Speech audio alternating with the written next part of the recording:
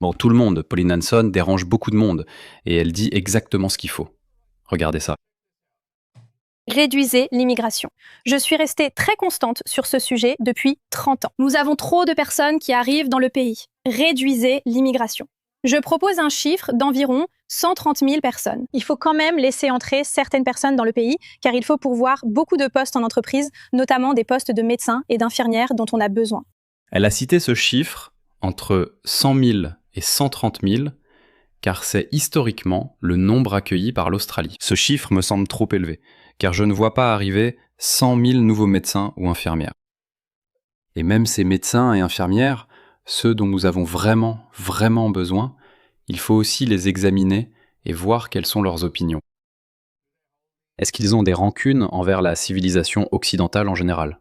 Un peu comme ça. Regardez ce type. L'Australie lui a offert une belle vie. Et regardez ça.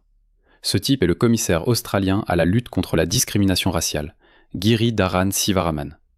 Il parle avec un accent australien. Écoutez-le. Nous sommes tous des migrants à un moment ou à un autre, à part les premiers peuples. L'indépendance de l'Inde est quelque chose de très différent du 26 janvier en Australie. L'indépendance de l'Inde, c'était enfin se débarrasser du joug des maîtres coloniaux, les Britanniques. Alors qu'ici, le 26 janvier est une journée tellement conflictuelle. Tu vois, il l'a pas expliqué. Pourquoi? Qu'est-ce que tu veux dire? Donc tu dis qu'en Inde, le 26 janvier, je pense que c'est la fête de la République en Inde.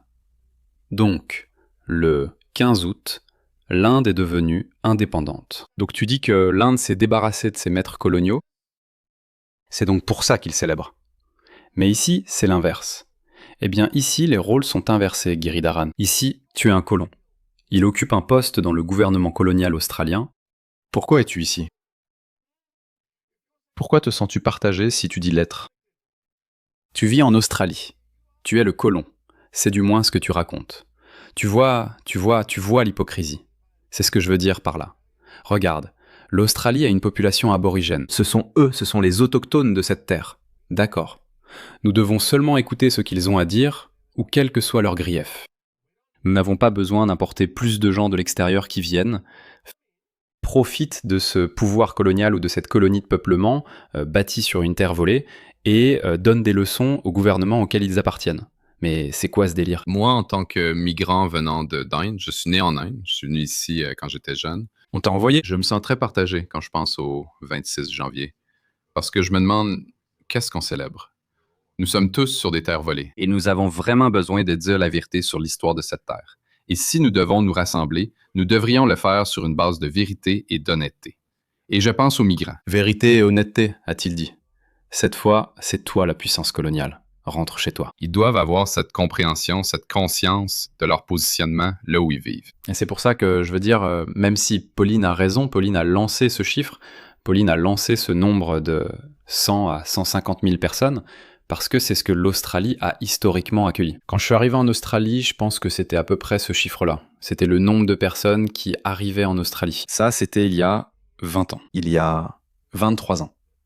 Donc chaque année, enfin tous les 10 ans, on ajoute 1 million de personnes en Australie. Ce gouvernement a ajouté 2 millions de personnes au cours des 4 dernières années, ou quelque chose comme ça. Donc c'est complètement fou en ce moment, mais je dirais que même ces chiffres-là, et nous devons contrôler strictement qui entre, pas seulement leurs compétences, pas seulement en fonction de leurs compétences, mais aussi de leurs valeurs. Ouais. Qu'est-ce que tu penses de l'Australie? L'Australie est-elle une terre volée? Non, non, s'il vous plaît, laissez-moi entrer, je ferai tout ce que vous voulez. D'accord, écrivez ceci ici. Si vous prononcez le mot « terre volée », ou si vous aimez un tweet ou traînez avec quelqu'un qui utilise ce terme, votre visa sera annulé et vous serez expulsé. Et vous ne deviendrez pas citoyen pendant 10 ans. Qu'en dites-vous? Il nous faut des mesures dures, très dures les gars. Mais réduire l'immigration permettra-t-il réellement de résoudre le problème du logement que nous avons? Le coût de la vie en est un autre. Les dépenses excessives du gouvernement. Ce n'est pas à cause de la guerre au Moyen-Orient et ce qui se passe ailleurs. C'est le gouvernement qui a gaspillé et trop dépensé, ce qui a créé l'inflation et fait augmenter le coût de la vie. Donc nous nous attaquons aux dépenses du gouvernement. Elles doivent être fortement réduites. Les dépenses inutiles. Je regarderai ça de près. Je pense que l'autre chose à faire, c'est de se débarrasser du département du changement climatique, de se débarrasser de toutes ces absurdités sur la neutralité carbone et de sortir de l'accord de Paris. Une fois que vous faites cela, vous allez réduire le coût de la vie ainsi que le prix de l'électricité. Donc une fois que vous faites cela, les industries, l'industrie manufacturière et les petites entreprises en profiteront. Le ménage moyen en bénéficiera aussi parce qu'il n'aura plus à payer des factures d'électricité aussi élevées. Les médias font ce qu'ils font toujours, essayant de la présenter comme une nationaliste blanche d'extrême droite. Regardez cette vidéo. Et j'ai simplement l'impression que, vous savez, c'est pourquoi je suis très ferme. Pour certains pays, il faut savoir dire non. D'une certaine façon, c'est une forme de politique de l'Australie blanche, non? Non, ce n'est pas le cas. Non, ce n'est pas le cas. Non. Non, ça n'a rien à voir avec ça, ni avec la politique de l'Australie blanche. Ne m'en parle pas. Je te le dis, je ne le tolérerai pas. Quand tu parles de pays islamiques radicaux, comment décides-tu, alors, de quel type de musulmans il s'agit? Il y aura un test, d'accord? Je vais te dire. Je dis ça depuis très longtemps, il doit y avoir un questionnaire et nous devons les surveiller parce que, tu sais, ils ne peuvent vraiment pas s'en empêcher. Une fois qu'ils arrivent, ils publieront sur les réseaux sociaux et participeront à des rassemblements. Ils vont montrer leur vrai visage s'ils croient aux pratiques islamiques radicales, ce qui, je dirais, est le cas de 90% d'entre eux. Il suffit de leur demander. Désolé. Pensez-vous que le prophète Mahomet ait eu raison d'épouser Aïcha alors qu'elle avait 9 ans? Condamneriez-vous Mahomet? Non, désolé. Je ne peux pas vous laisser entrer. Désolé. Nous vous souhaitons bonne chance. Allez en Angleterre. Vous avez déjà conquis cela, mais nous n'allons pas vous laisser conquérir l'Australie. Je n'aurais fait sortir aucune de ces personnes de Gaza. L'enquête sur eux n'a duré que 24 heures. Comment le saurions-nous? Ouais, regarde ça. Désolé. Je te le dis, je n'aurais fait sortir aucune de ces personnes de Gaza. Quoi d'autre? Il n'y a eu qu'une enquête de 24 heures sur eux. Comment savons-nous qui ils sont? Va demander à la Grande-Bretagne, à l'Allemagne, à la France, à tous ces gens qui vont là-bas. Va leur demander si ça marche pour eux. C'est un très bon point. Ce gouvernement Albanese a fait venir 4000 personnes de Gaza. C'est un domaine. J'amènerai même pas leurs femmes. Encore moins leurs hommes ou leurs enfants. Je n'amènerai personne. Tu sais pourquoi? Je parle souvent de la façon dont les gens peuvent être blessés à cause de leurs croyances ou de leur idéologie. Mais il existe un autre type de préjudice qui se produit discrètement, sans que la plupart des gens ne s'en rendent compte. Je parle de la collecte et de la vente de vos données personnelles. Et si je vous disais que votre adresse personnelle, votre email, votre numéro de téléphone et même des informations sur votre famille pourraient déjà être en ligne sans que vous le sachiez. Chaque jour, des courtiers en données et des sites web publics collectent, publient et vendent des informations personnelles. Cela peut entraîner du spam, des arnaques, des vols d'identité et même mettre votre vie privée en danger. C'est pourquoi j'aime Incogni. Il suffit de saisir votre adresse email et Incogni trouve automatiquement où vos informations personnelles sont exposées et envoie des demandes de suppression en votre nom. Le tableau de bord de l'application vous fournit des rapports détaillés montrant exactement où vos données ont été supprimées. Et avec le forfait illimité, vous pouvez aller encore plus loin. Collez simplement le lien d'un site exposant vos informations personnelles et les experts d'Incogni en protection de la vie privée s'occupent du reste, avec des suppressions sur mesure. Commencer ne prend que quelques minutes et après une autorisation unique, Incogni s'occupe du plus gros du travail à votre place. Reprenez le contrôle de votre vie privée maintenant. Utilisez mon code SPÉCIAL pour bénéficier de 60% de réduction sur tout abonnement annuel Incogni, avec en plus une garantie de remboursement de 30 jours. Scannez le QR code ou cliquez sur le lien ci-dessous pour commencer à supprimer vos informations personnelles d'Internet. Ils ne peuvent pas vous nuire s'ils ne vous trouvent pas. Regarde bien. Une mère musulmane chiite célèbre. Je vais te montrer la vidéo. Elle célèbre la mort de son fils, un terroriste du Hezbollah. Voici ce qu'elle a dit. Je cite. « J'ai travaillé toute ma vie pour voir mon fils mort dans un cercueil en martyr. » Elle dit ensuite à son petit-fils, un tout petit, qu'il devrait aussi mourir pour Allah, comme son père. C'est littéralement un culte de la mort. Et Anthony Albanese a fait venir 4000 de ces personnes. Le monde, c'est 5 minutes.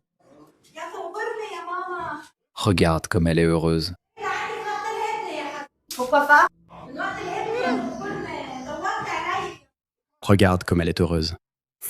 Est-ce que c'est ça? C'est le tout petit. Elle dit qu'elle va l'élever. Il va aussi mourir pour la cause d'Allah. Ce sont ces gens-là que nos corrompus, idéologiquement corrompus. Financièrement, je ne sais pas, même si cela pourrait aussi être le cas. Corrompus idéologiquement, vendus, traîtres. C'est ce que font ces politiciens traîtres, ce qu'ils font entrer. Qu'est-ce qui est juste et qu'est-ce qui ne l'est pas? Qu'est-ce qui est bien et qu'est-ce qui est mal? Regarde comme elle est heureuse. Est-ce que c'est mal? Regarde ça. Quel gâchis. Ils sont célébrés, les gars. Et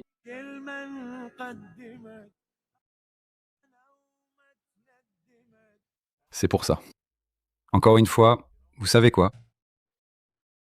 Même si je ne deviens pas trop critique, ou même si je ne prends pas parti, eh bien, d'ailleurs, c'est la raison pour laquelle je suis du côté d'Israël. C'est pourquoi je ne comprends pas la droite woke qui déteste autant Israël.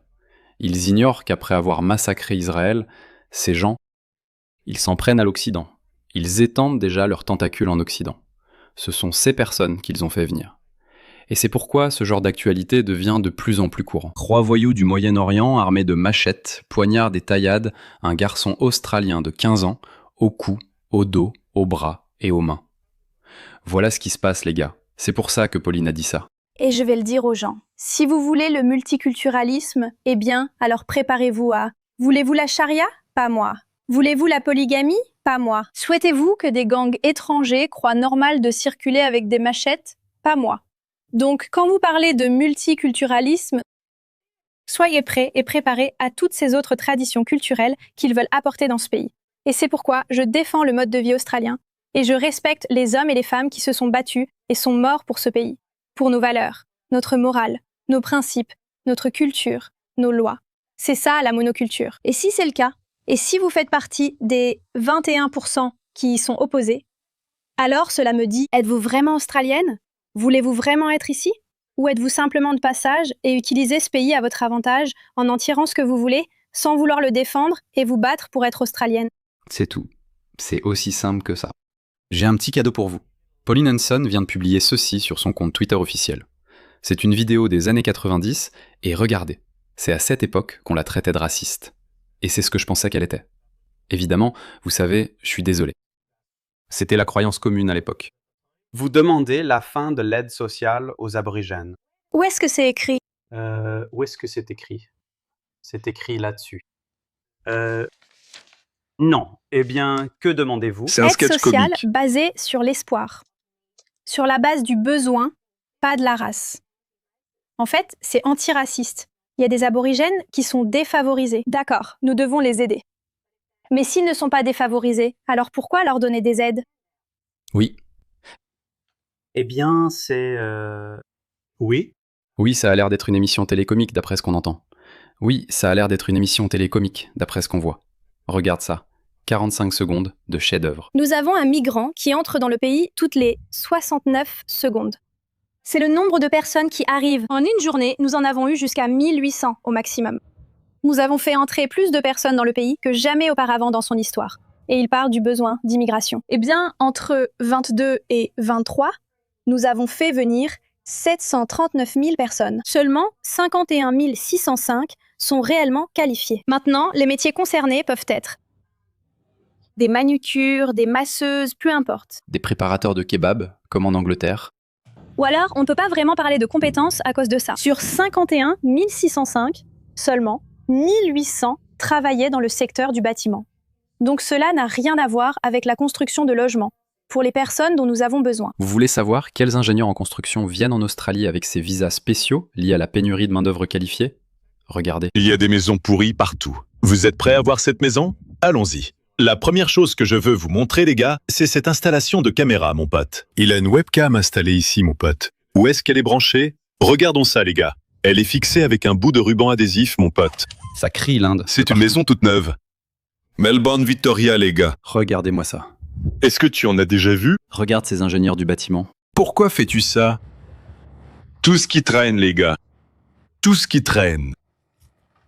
Où est le Construire une BBC? maison en Regardons ce Australie, powerbox. c'est- Les boîtes c'est le d'alimentation, rêve de normalement tout Ben Australien. Bessim ici, sont arrivées. Même Imagine que personne t'as ne mis dit que autant nous d'argent. avons été ici. Pour construire une maison, et ton constructeur. Un peu Ces de migrants planche bon bleue. marché du tiers-monde qui sont venus ici avec des Que visas se pour passe-t-il travailleurs ici, qualifiés. Mike? Catégorie de visas pour travailleurs qualifiés. Nous sommes venus dans la catégorie des visas pour travailleurs qualifiés et ils font ça. Voilà ce que tu obtiens. De l'argent gaspillé. Il te reste un énorme prêt immobilier. Personne ne rit, c'est horrible. Qui est ce constructeur? Je vous le dis dans un instant. Restez avec moi. Mais jusqu'à présent, qu'est-ce que vous en pensez? C'est horrible. C'est horrible. Je sais.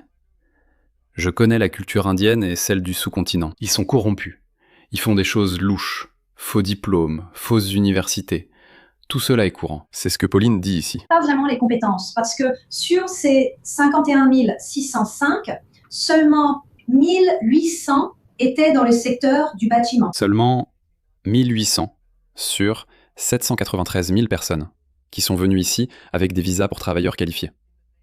Désolé, au nom de la pénurie de main-d'œuvre qualifiée. Car lorsqu'on leur demande pourquoi les chiffres sont si hauts, pourquoi 700 000 personnes en un an? Ils disent qu'il faut des médecins, infirmiers et ouvriers du bâtiment. Voilà le niveau des ouvriers du bâtiment qu'on fait venir, les gars. Voilà pourquoi. C'est la raison pour laquelle la majorité des Australiens rejettent maintenant le multiculturalisme.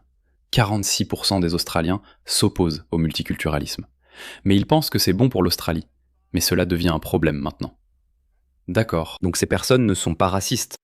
Seulement 37%. Je pense que c'est le chiffre que Pauline a mentionné plus tôt. Êtes-vous vraiment australien?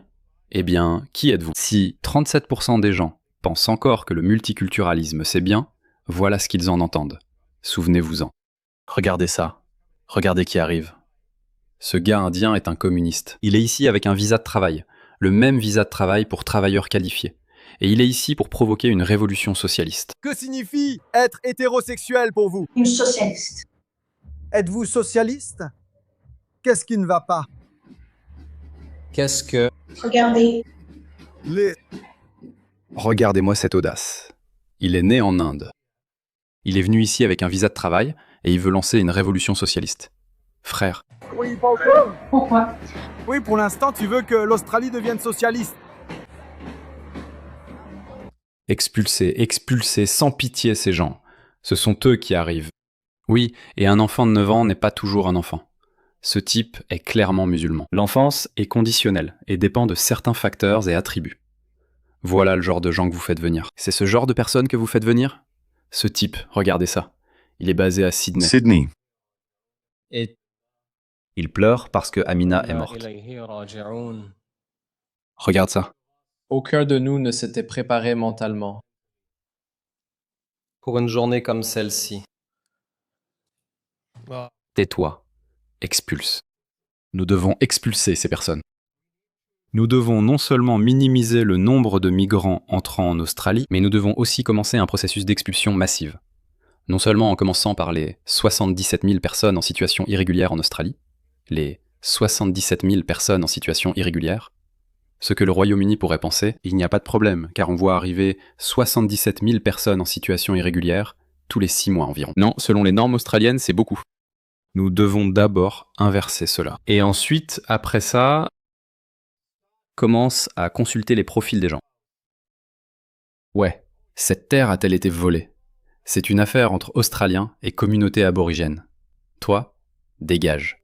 Expulse-le, comme le type que je t'ai montré tout à l'heure. Désolé, on peut pas avoir ces marxistes, ces communistes qui détruisent l'Australie ici. On ne peut pas laisser faire ça.